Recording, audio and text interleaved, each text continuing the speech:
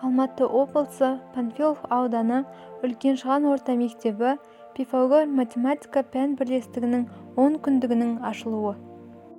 Пифагор математика пән бірлестігінің мүшелері: Шапағатов Талапқан Ракабатович, Сулейменова Клара Цупхановна, Курбанов Суляр Бурхандинович, Алаева Гүлсанам Полатовна, Ахметова Рызвангүл Маржановна, Ибраимкулова Бақыт Тоқташевна, Құтбудинова Хилиджам Османовна, Нұрмұхамед Құндыз Ерболқызы, Жамыхан Эльвира Джалалдинқызы.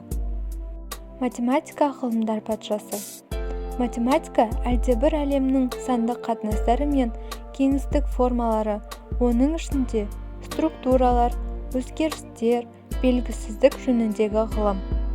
Ол абстрактілендіру және логикалық қорыту, есептеу, санау, өлшеу және физикалық нәрселерді жүйелі түрде орнықтыру, бейнелеу мен өзгерістерді оқыту арқылы көрініс табады. Математиктер жаңа тұжырымдамаларды сипаттайтын, осы түсініктерді ретімен таңдалып алынған аксиомалар мен анықтамаларды пайдалана қорыта отырып зерттейді. Сәлеметсіздер ме? Бүгінгі өтетін сабағымыздың тақырыбы шеңбердің ұзындығы, дөңгелектің ауданы, шар және сфера. Анықтамаға назар аударайық. Берілген нүктеден бірдей қашықтықта жатқан нүктелерден тұратын геометриялық фигура шеңбер деп аталады. Берілген нүктені шеңбердің центрі деп атайды. Шеңбердің кез келген нүктесін оның центрмен қосатын кесінді радиус деп аталады. О нүктесі шеңбердің центрі, ОА кесіндісі радиус, СД диаметр, СОМ сектор деп аталады. Шеңбердің ұзындығы үлкен С әрпімен белгіленеді. Шеңбер ұзындығының формуласы 2πr-ге тең. Жазықтықтың шеңбермен шектелген бөлігін дөңгелек деп атайды. Саламатсыздар ма? Мен Алматы облысы Панфилов ауданы Үлкеншаған орта мектебінің математика пәнінің мұғалімі Алаева Гүлсанам. Бүгінгі сіздерге ұсынып отырған тақырыбым 7-ші сыныптың санның стандарт түрі. Кез келген оң санды А көбейтілген онның n дәрежесі, яғни А үлкен немесе тең бірден кіші оннан санның стандарт түрі. Мұндағы n бүтін сан, А мәнді бөлігі, n санның реті деп аталады. Санның стандарт түрінде үтірге дейін нөлден өзгеше тек бір цифрды қалдырады, ал қалған цифрларды үтірден кейін жазады. Бірінші тапсырма. Сандарды стандарт түрде жаз. Жерден күнге дейінгі арақашықтық 149.500.000 километр. Енді осыны стандарт түрде жазу үшін жауабы 1,495 көбейтілген 10-8 дәрежесі километр болады. Адам денесінің жасушалар саны шамамен 100 триллион дана. Енді осы санды балалар стандарт түрде жазу үшін жауабы 1 көбейтілген 10-14 дәрежесі деп жазып аламыз. Енді сіздер білесіздер, әр қандай санды бірге көбейтсек, сол санның өзі келіп шығады. Демек жауабы 10-14 дәрежесі дана болады. Сәлеметсіздер ме оқушылар?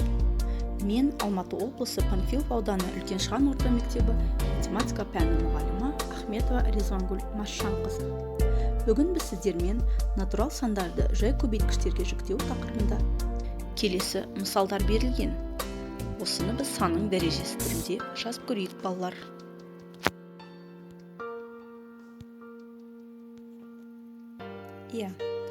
Біріншісінде 2 көбейту 2 көбейту 2 деп тұр.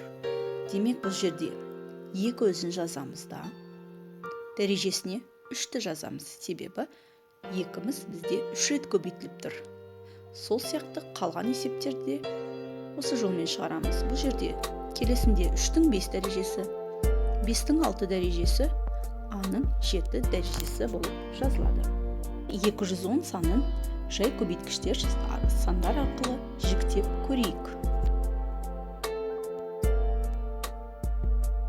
210 саны 21 мен 10 санының көбейтіндісі. Ал енді 21-ді және 10-ды жай сандардың көбейтіндістерінде жазып көрейік. 21-іміз 3 көбейту 7, ал 10-ды біз 2 көбейту 5 деп жазуға болады. Демек, 210-ды тең 210-ды 2 көбейту 3, көбейту 5, көбейту 7 жай сандардың көбейтіндісі ретінде жазуға болады екен. Бүгінгі сабағымыздың тақырыбы оң сандар және теріс сандар координаталық түзу. Координаталық түзу дегеніміз бұл санақ басы болатын О нүктесі және бірлік кесіндісі таңдап алынған оң бағыты көрсетілген түзу. О нүктесінен оң бағытта оң сандар кескінделеді. Координаталық түзудегі оң бағытқа қарама-қарсы бағыт теріс бағыт деп аталып, ол бағытта теріс сандар кескінделеді.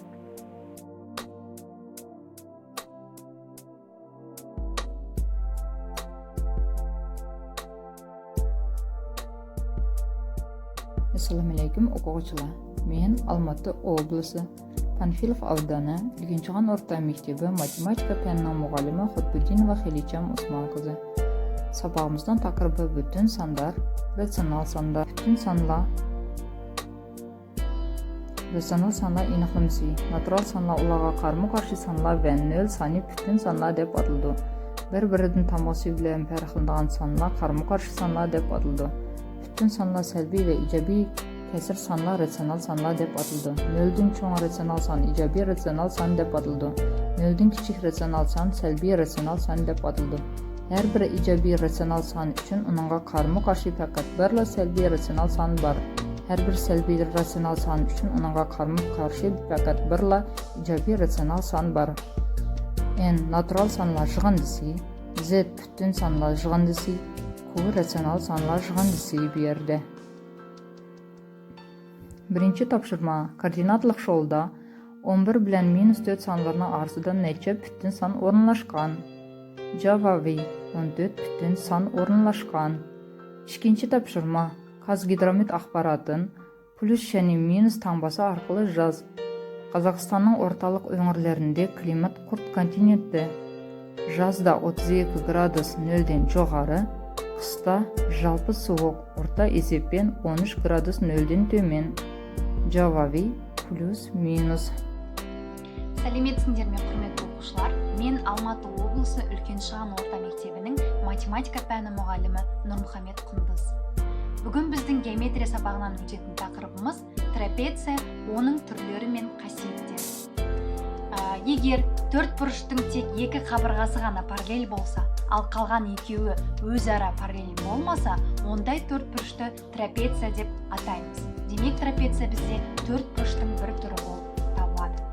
Осы жерден байқасаңыздар, BC және AD қабырғалары, немесе оларды біз трапецияның табандары деп атайтын боламыз.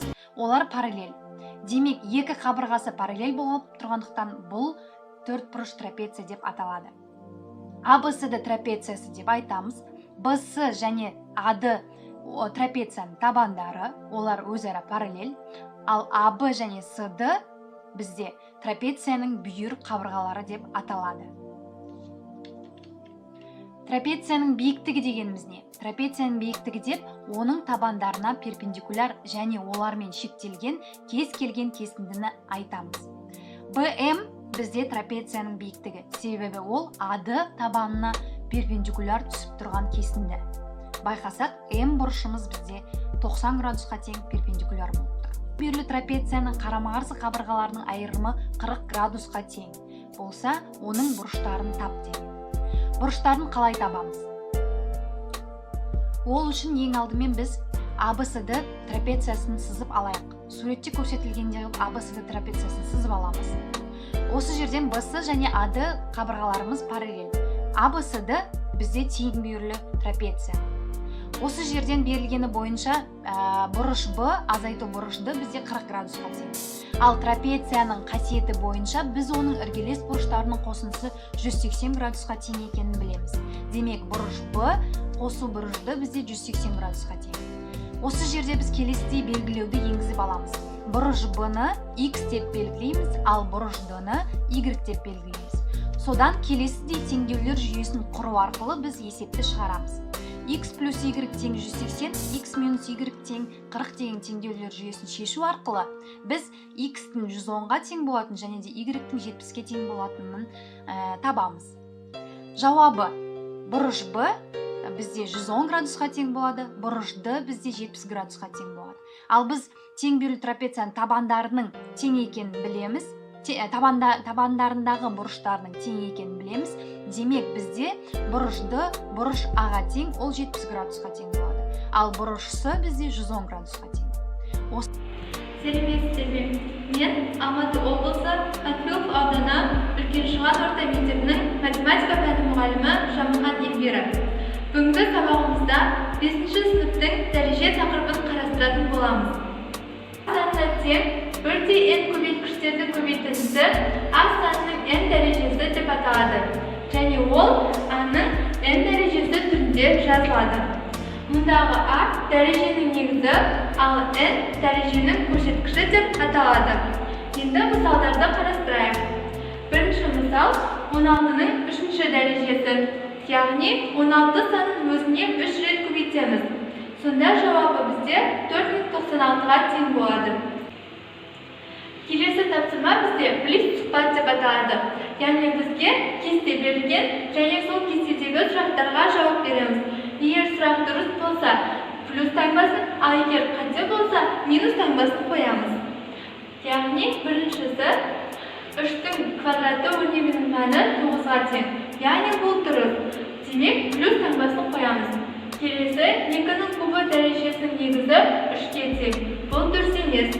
Себебі 2-ның 3-ші дәрежесінің негізі 2-ге тең болады. Келесі тапсырма кестені дәптерге салып отырыңыз.